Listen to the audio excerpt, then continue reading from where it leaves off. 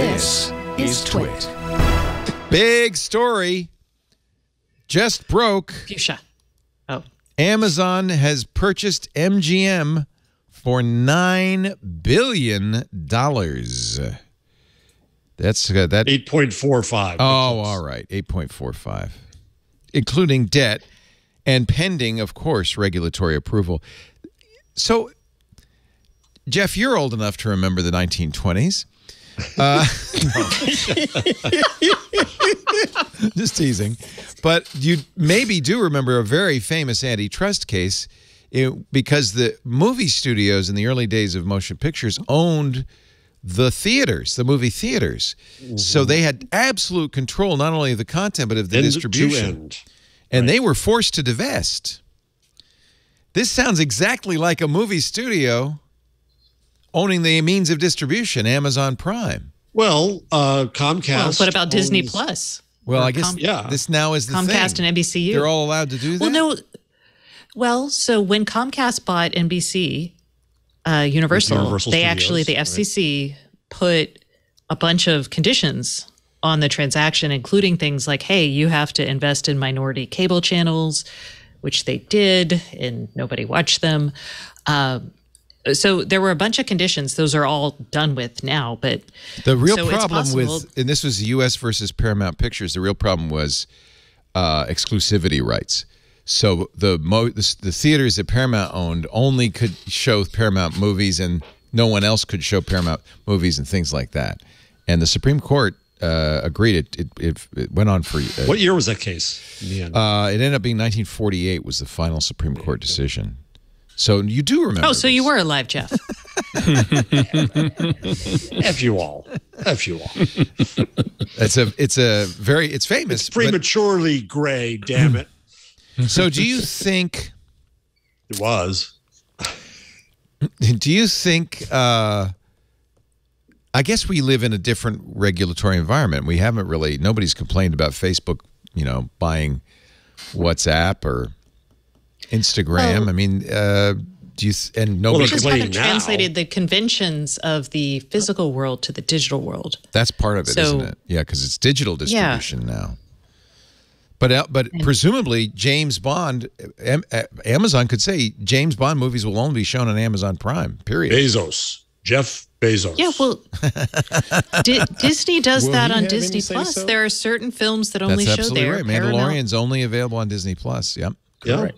Yeah. So, I mean, but I would argue, though. Well, Bezos has announced, by the way, that he's retiring. As CEO. Yeah, he'll be on the store. That's why I'm wondering, will he be pulling any levers after all of this thing closes and is official? No one knows. He'll get a cameo in at least 3 films, guaranteed. That's how you do it. He can get cameos in films today. Yeah. No, I mean, Elon was in movie. I mean, Larry Ellison, who nobody likes, was in movies. Come on. Wait a minute. What movie was Larry Ellison in? Was that that one where Sinbad is a genie? No, Larry Ellison, he was... What movie was Larry Ellison in? Hold on. So Bezos has announced... For the nerds? Yeah, really. Silicon Valley. I don't think that was the one Anyway, is it Bezos or Amazon? It's not completely clear. Amazon is no longer Jeff's personal.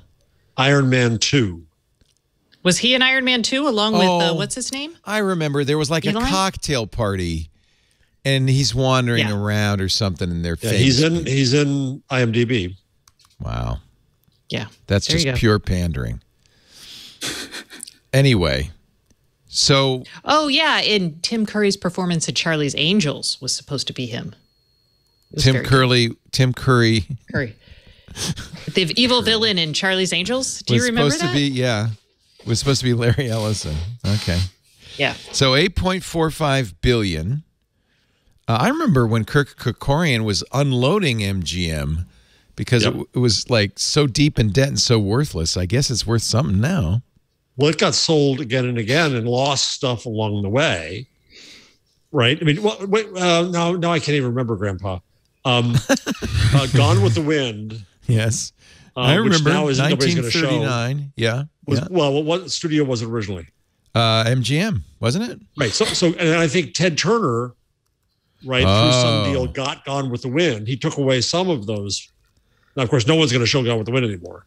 Yeah, right. Turner Classic Movies? Wizard of Oz and Gone with the Wind are not part of the Amazon MGM deal because they were bought earlier. So Prime will get 4,000 movies, 17,000 hours of television. No Wizard of Oz, no Singing in the Rain, no Gone with the Wind. They all belong to Warner Media, HBO Max, because of Ted Turner. Which Warner got through the Turner acquisition. Yeah. All of this stuff just sounds status quo for today, though. Everything is exclusive now. Every and I think there is subscription service. That's a disadvantage for consumers, right? Because it really is. You end up having to subscribe to every one. So this was what everybody told us when they said, hey, we're going to end up with no cable. What you're going to do is you're going to buy a million. You're going to have to buy a million different channels, essentially. But the original plan was disaggregation. The theory that a lot of us had with cord cutting would be you would be able to just get the things you wanted. You wouldn't, because cable, remember, sold you get ESPN, but you also get 15 other channels that you don't want. 300 channels that you never watch. So the theory was, we could disaggregate. And of course, immediately, as always happens when this disaggregation happens, reaggregation. Consolidation. Yeah, consolidation follows. Always happens because... You can say the same thing about all of these services. You subscribe to Netflix, and they have all of these different categories that you never even flip to, but yet you're still paying that full subscription price, just like you would for a cable service. It's a little easier to drop these. I'm waiting for the pricing to change on them to really lock you in. But I'll subscribe to HBO Max 3 months out of the year. So I'll subscribe for a month and then dump it, and then I've done that too. Depends on the season, if you will.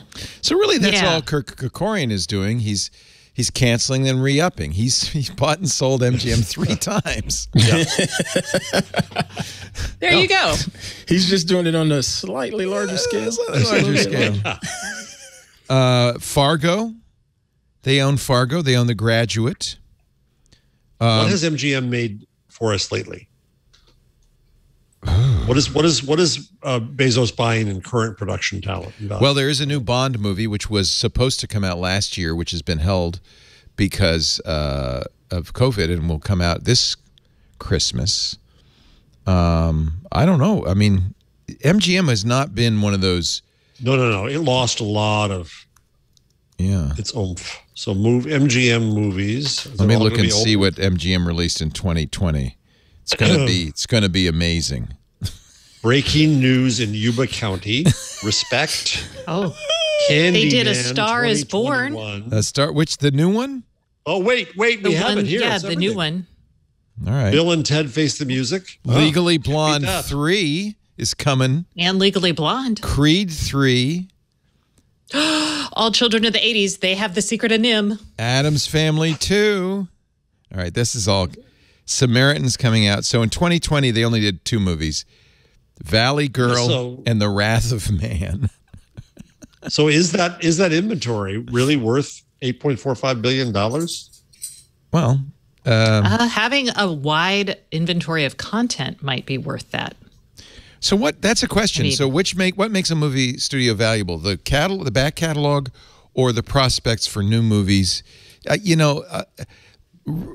It's my sense that the movie companies make money because they have the right people running them, right? Who have a nose for what's going to make money, and they know how to produce it, and they can make it happen. Well, the deadline says that the executive team is in play. Yeah, see, you don't get the executives, but what you do get, it turns out the Winklevoss brothers are making a movie called The Antisocial Network for MGM. This sounds like a joke. Serious? I'm not kidding. Are you serious? They've got the new, this is all from Wikipedia, the new Fiddler on the Roof. They're going to make Porgy and Bess. They own Project Hail Mary. Oh, boy. That's what I was getting ready to ask you. That's interesting. Do they have Project Hail Mary? They do. Considering you just had them on the show last week. Yeah. We Martin. Smooth, Ant. Smooth. The author of The Martian, Andy Weir, who's wonderful. It's going to be a great movie. The untitled Richard Pryor. This is good. untitled Richard Pryor biopic, untitled Sammy Davis Jr. biopic, and the reboot of the Pink Panther series, which has been rebooted at least twice. Yeah.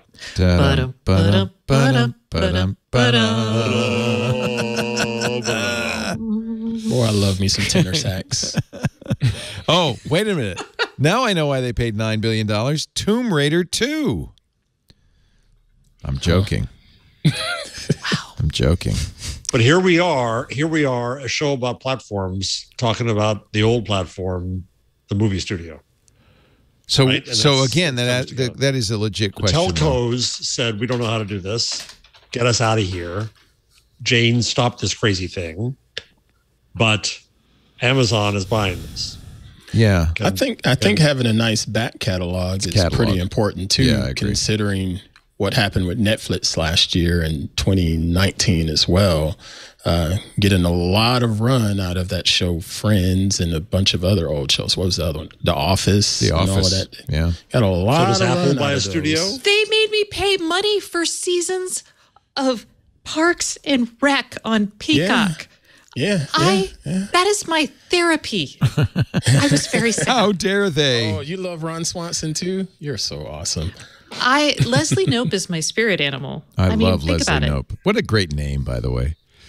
That's a great name for what was she, a city? She was the Parks and Rec director, she was right? She was the deputy director of Parks and Recreation in Pawnee, Indiana. Pawnee, Indiana. That's right.